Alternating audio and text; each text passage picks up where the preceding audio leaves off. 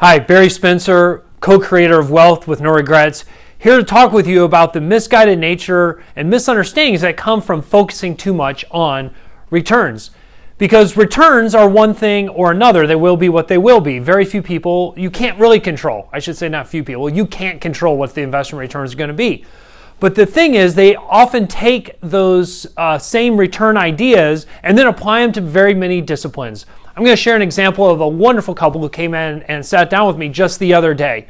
And they were trying to assess with their broker from one of the big brokerage houses that all of you would be familiar with, trying to assess the value of buying something to help them with long-term care.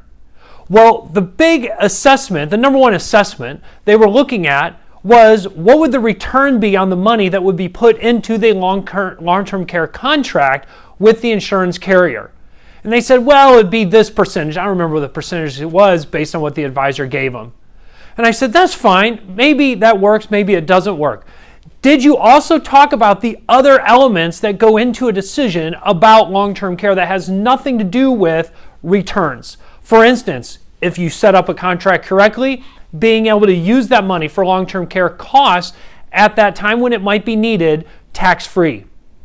What about the family dynamics of the fact that you've set money aside to pay for long-term care? So as the family is writing checks to help with that, the fact that they're not having to take it all from the assets that would be there for the other spouse or even for them as beneficiaries of the estate, have these other monies to access to at least offset in part or in full the cost of long-term care, especially what happens if it goes on for a long time?